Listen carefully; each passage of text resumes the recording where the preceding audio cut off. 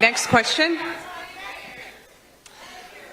Just to clarify, President Trump did not get a majority of the votes cast for president.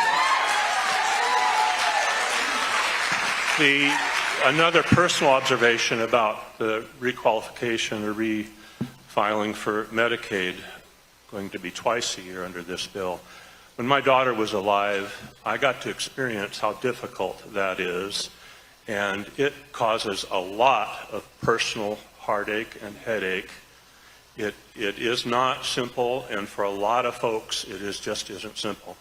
My question, however, is, since the bill is passed, the Wharton Business School at the University of Pennsylvania, where President Trump went to school,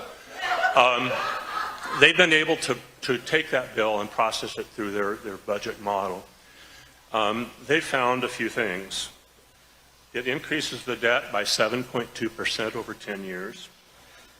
It increases the GDP by just 0.4% over that same period of time. The top 10% of Americans get 70% of the value in that bill.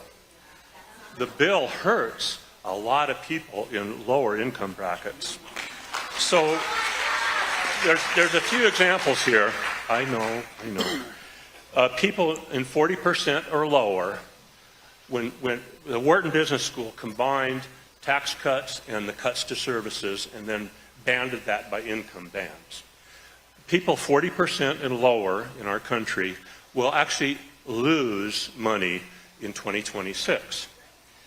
The people in the top percentiles, 95 to 99%, they're making $400,000 to $1 million. Their average benefit in 2026 will be $18,000.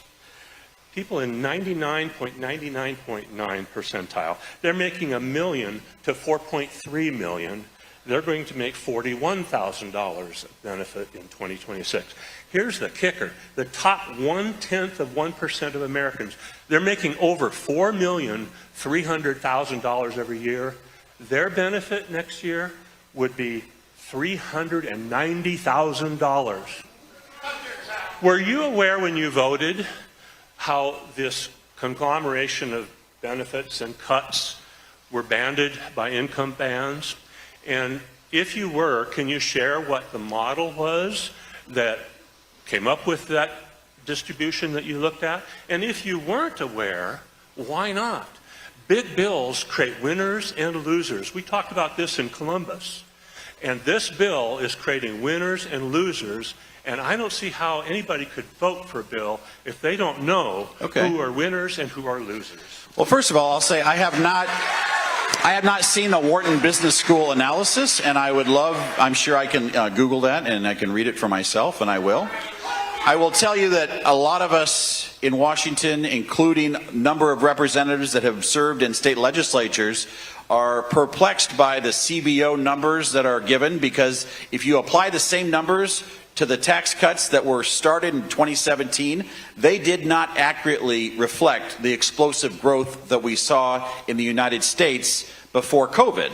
And so I will tell you that had I not voted for this, and granted it's not the law yet because the Senate hasn't acted, there would have been a sizable tax increase on lower and middle income Nebraskans. And that is where I believe that I did the right thing, and I have studies that I can share and I will publish that I did rely on during my time over this bill. And sir, we have to let somebody else have a question, but that is my answer to your question.